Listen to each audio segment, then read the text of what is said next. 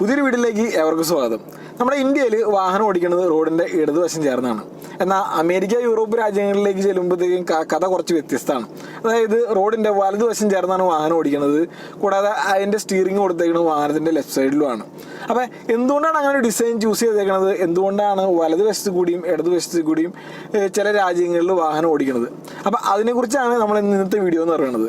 Kerala Autotech എന്ന് പറഞ്ഞാൽ ഈ ചാനൽ ആദ്യമായിട്ട് കാണുന്നവരാണെന്നുണ്ടെങ്കിൽ, നമ്മുടെ വീഡിയോ ഇഷ്ടപ്പെടുകയാണെന്നുണ്ടെങ്കിൽ ഈ വീഡിയോ ഒന്ന് ലൈക്ക് ചെയ്യുക, നമ്മുടെ ചാനൽ സബ്സ്ക്രൈബ് ചെയ്യുക. കൂടാതെ കേരള ഓട്ടോടെക് എന്നുള്ള ഫേസ്ബുക്ക് പേജ്, ഇൻസ്റ്റാഗ്രാമിൻ്റെ പേജിൻ്റെ ലിങ്ക് അതൊക്കെ നമ്മൾ വീഡിയോൻ്റെ ഒപ്പം കൊടുക്കുന്നുണ്ട്. അപ്പോൾ താല്പര്യമുള്ളവർ നമ്മളൊന്ന് ലൈക്ക് ചെയ്തും ഷെയർ ചെയ്തൊക്കെ ഒന്ന് സപ്പോർട്ട് ചെയ്യുക. അപ്പോൾ നമ്മൾ പറഞ്ഞു വന്നത് വാഹനം ഇടത് സൈഡിൽ കൂടി ഓടിക്കണം. അതായത് നമ്മുടെ ലോകത്തെമ്പാണ് ഒരു 65% വാഹനം റോഡ് സൈഡിൻ്റെ വലതുവശത്ത് കൂടി ഓടിക്കുന്ന ഒരു ശൈലിയാണ് നിന്ന് പോന്നുകൊണ്ടിരിക്കുന്നത്. ഒരു ബാക്കിയുള്ള 31% ഇടതുവശത്ത് കൂടി, റോഡിൻ്റെ ഇടതുവശം ചേർന്ന് വാഹനം ഓടിക്കുന്നത്. ഈ 30% പെടുന്നതാണ് ഇന്ത്യ എന്ന മഹാരാജ്യം എന്ന് പറയുന്നത്. അപ്പം ഇന്ത്യ എന്ന രാജ്യം പണ്ട് ബ്രിട്ടീഷ് ഗവൺമെൻറ്, അതായത് ബ്രിട്ടീഷ് ഭരണത്തിൻ്റെ അണ്ടറിലാണെന്ന് എല്ലാവർക്കും നമുക്കറിയാം. അപ്പം ഈ വാഹനം ഇടത് സൈഡിൽ കൂടി ഓടിക്കുന്നതിൻ്റെ ഒരു കാരണം തപ്പിപ്പോയി കഴിഞ്ഞാൽ ബ്രിട്ടീഷുപരമായ കുറേ ചരിത്രങ്ങളിലൊക്കെ ചെന്നെത്തുന്നത്. ബ്രിട്ടീഷുകാർ പണ്ട് യുദ്ധങ്ങളുടെ സമയത്ത് കുതിരപ്പടയോട്ടത്തിന് തിരഞ്ഞെടുത്തുകൊണ്ടിരുന്നത് റോഡിൻ്റെ ഇടതുവശമായിരുന്നു. അങ്ങനെ റോഡിൻ്റെ ഇടതുവശം തിരഞ്ഞെടുക്കാനായിട്ട് കുറച്ച് കാര്യങ്ങളുണ്ടായിരുന്നു. കാര്യം കുതിരപ്പടയോട്ടത്തിന് കുതിരയെ കയറിയിരുന്ന് കുതിരയെ നയിക്കുമ്പോഴേക്കും ഇടത് കൈ കൊണ്ട് കുതിരയെ നയിക്കുക എന്നുള്ളത് വളരെ ഈസി മെത്തേഡായിരുന്നു. അതുകൂടാതെ തന്നെ ആ സമയത്ത് വലത് കൈ കൊണ്ട് നമുക്ക് ശത്രുക്കളെ കീഴ്പ്പെടുത്താനും സാധിക്കുമെന്നായിരുന്നു ബ്രിട്ടീഷുകാരുടെ ഒരു ശൈലി എന്ന് പറയുന്നത്. അതുകൂടാതെ തന്നെ നമ്മുടെ ശത്രുക്കളെ കീഴ്പ്പെടുത്താൻ ഉപയോഗിക്കുന്ന വാളുകൾ സൂക്ഷിച്ചിരുന്നത് ഇടത് സൈഡിലായിരുന്നു. അപ്പോൾ ഇടത് സൈഡിൽ നിന്ന് വാളെടുത്തിട്ട് മറ്റുള്ളവരെ കീഴ്പ്പെടുത്തുക എന്നുള്ളൊരു വളരെ ഈസി മെത്തേഡായിട്ട് തന്നെയാണ് ബ്രിട്ടീഷുകാർ കണ്ടിരുന്നത്. പിന്നെ മറ്റൊരു കാര്യം എന്ന് വെച്ച് കഴിഞ്ഞാൽ കുതിരകളിൽ കയറാനും ഇറങ്ങാനും ഇടതുവശം അനുയോജ്യമായിരുന്നു. ഈ കാരണങ്ങൾ കൊണ്ടാണ് കുതിരയെ നയിക്കാനായിട്ട് കുതിരപ്പടയോട്ടത്തിന് റോഡിൻ്റെ ഇടതുവശം തിരഞ്ഞെടുക്കാൻ കാര്യം എന്ന് പറഞ്ഞാൽ. കാലഘട്ടങ്ങൾ മാറി, വാഹനങ്ങളായി, ഗതാഗത സൗകര്യങ്ങളൊക്കെ വികസിച്ചപ്പോഴും ബ്രിട്ടീഷുകാർ തുടർന്ന് വന്നുകൊണ്ടിരുന്നത് ഈ പറഞ്ഞ റോഡിൻ്റെ ഇടതുവശം ചേർന്ന് ഓടിക്കുക എന്നുള്ള രീതിയായിരുന്നു. അതുകൊണ്ട് തന്നെയാണ് ബ്രിട്ടീഷ് ഭരണത്തിന് കീഴിലുള്ള ബാക്കിയുള്ള രാജ്യങ്ങളിലൊക്കെ ഇടതുവശം ചേർന്ന് വാഹനം ഓടിക്കുന്നുള്ള ശൈലി നിന്ന് പോന്നുകൊണ്ടിരിക്കുന്നത്. അതുകൊണ്ട് തന്നെയാണ് ഇപ്പോഴും ഇന്ത്യ ഒരു ഗവൺമെൻറ്, അല്ലെങ്കിൽ ഇന്ത്യ എന്ന മഹാരാജ്യം ഇപ്പോൾ ഇടതുവശം ചേർന്ന് വാഹനം ഓടിക്കുക എന്നുള്ള ശൈലി പിന്തുടർന്ന് പോന്നുകൊണ്ടിരിക്കുന്നത്.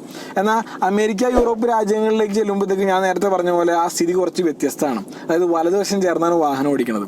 അതിനുകൊണ്ട് പറയാനായിട്ട് ചെറിയൊരു ചരിത്രം എന്ന് പറയാനായിട്ട്, അതായത് അമേരിക്ക, യൂറോപ്പ് രാജ്യങ്ങളിലൊക്കെ കൃഷി വ്യവസായമൊക്കെ ഒന്ന് കൂടി വന്നപ്പോഴത്തേക്കും അവിടെ ചരക്ക് നീക്കം കൂടുതലായിട്ട് ആവശ്യമായിട്ട് വന്നു.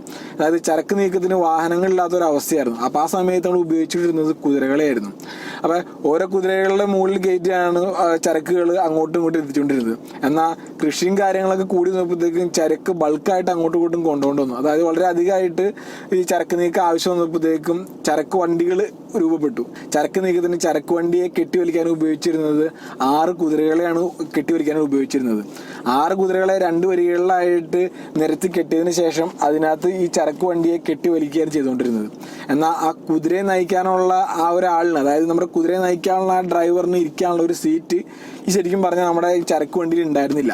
അതുകൊണ്ട് ഈ കെട്ടിയേക്കുന്ന കുതിരകളിൽ ഏറ്റവും അവസാനത്തെ ഇടതുവശത്തെ കുതിരയിലാണ് ആ ഒരു കുതിരയെ നയിക്കാനുള്ള ആള്, അല്ലെങ്കിൽ നമ്മുടെ ആ ഡ്രൈവർ ഇരുന്ന് വെച്ചത്. അപ്പം അങ്ങനെ ഇരിക്കുന്ന സമയത്ത് ആ മുന്നിൽ നിന്ന്, അതായത് ഓപ്പോസിറ്റ് ഏതെങ്കിലും കുതിരവണ്ടി വരുന്നതും ഈ ചരക്ക് വാഹനങ്ങൾ വന്നതൊക്കെ നമുക്ക് ആ ഒരു ഡ്രൈവർക്ക്, ആ ഒരു കുതിരയെ നയിക്കുന്ന ആൾക്ക് കൃത്യമായിട്ട് കാണാൻ സാധിക്കാറുണ്ട്.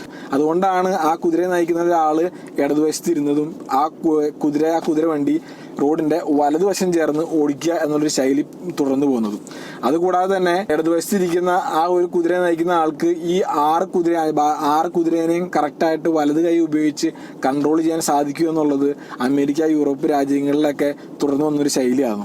ഈ പറഞ്ഞ പോലെ, ഞാൻ നേരത്തെ പറഞ്ഞ പോലെ, റോഡിൻ്റെ കാലഘട്ടങ്ങളും ഈ റോഡിൻ്റെ ഗതാഗത സൗകര്യങ്ങളൊക്കെ വികസിച്ച് വന്നപ്പോഴും അമേരിക്ക, യൂറോപ്പ് രാജ്യങ്ങളിൽ തുടർന്നു പോകുന്ന ശൈലി എന്ന് പറയുന്നത് വലതുവശം ചേർന്ന് ഈ കുതിരേനെ നയിച്ച പോലെ തന്നെ നമ്മുടെ വാഹനങ്ങൾ ഓടിക്കുന്ന ശൈലി പിന്തുടർന്ന് പോരുക ചെയ്തുകൊണ്ടിരുന്നത്. ഒരു 19-ാം നൂറ്റാണ്ട് കാലഘട്ടങ്ങളോടെ റോഡ് ഗതാഗത നിയമങ്ങളൊക്കെ വന്നതോടെ ഈ അമേരിക്ക, യൂറോപ്പ് രാജ്യങ്ങളിലൊക്കെ വലതുവശം ചേർന്ന് വാഹനം ഓടിക്കുക എന്നുള്ള ശൈലിയും ഈ ബ്രിട്ടീഷ് ഭരണത്തിന് കീഴിലുള്ള ബാക്കിയെല്ലാ രാജ്യങ്ങളും ഇടതുവശം ചേർന്ന് വാഹനം ഓടിക്കുക എന്നുള്ള ശൈലിയിലേക്ക് മാറുക ചെയ്തത്. എന്നാൽ 1960 കാലഘട്ടങ്ങളിൽ ഈ ബ്രിട്ടീഷുകാർ വാഹനങ്ങൾ വലതുവശം ചേർന്ന് ഓടിക്കുക എന്നുള്ള ശൈലിയിലേക്ക് മാറ്റാൻ ശ്രമിച്ചു എന്നുണ്ടെങ്കിലും സാമ്പത്തികമായും പിന്നെ മറ്റു ചില കാരണങ്ങളാലും ആ ഒരു ശ്രമം ഉപേക്ഷിക്കുകയായിരുന്നു എന്നാണ് ചരിത്രം പറയണമെന്ന് പറഞ്ഞു കഴിഞ്ഞാൽ. പിന്നെ അമേരിക്ക, യൂറോപ്പ് രാജ്യങ്ങളിൽ വലതുവശം ചേർന്ന് വാഹനം ഓടിക്കുന്നുണ്ടെങ്കിലും അയർലൻഡ്, മാൾട്ട, സൈപ്രസ് എന്നീ രാജ്യങ്ങളിലും പിന്നെ തെക്കേ അമേരിക്കയിലെ ഗയാന എന്നുള്ള രാജ്യങ്ങളിലൊക്കെ വാഹനം ഓടിക്കുന്നത് റോഡിന്റെ ഇടതുവശം ചേർന്നാണ്.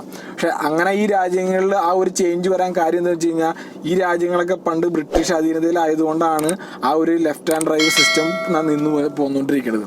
അപ്പം ഇത്രയും കാര്യങ്ങളാണ് വാഹനം ഇടത് സൈഡിൽ കൂടി ഓടിക്കുന്നതിനെ കുറിച്ചും വലത് സൈഡിൽ കൂടി ഓടിക്കുന്നതിനെ കുറിച്ചൊക്കെ പറയാനുള്ളത് വെച്ച് കഴിഞ്ഞാൽ. അപ്പോൾ വാഹനം എന്തുകൊണ്ടാണ് ഇടത് സൈഡിൽ കൂടി ഓടിക്കണതെന്നൊക്കെ എല്ലാവർക്കും അറിയാത്തവർക്കൊക്കെ നമുക്കൊന്ന് മനസ്സിലായിട്ടുണ്ടാവും വിചാരിക്കുന്നു. വീഡിയോ ഇഷ്ടപ്പെട്ടിട്ടുണ്ടെങ്കിൽ ലൈക്ക് ചെയ്യുക, ഷെയർ ചെയ്യുക, കമൻറ്റ് ചെയ്യുക, നമ്മുടെ ചാനൽ സബ്സ്ക്രൈബ് ചെയ്യുക. അടുത്ത വീഡിയോ ആയിട്ട് നമുക്ക് വീണ്ടും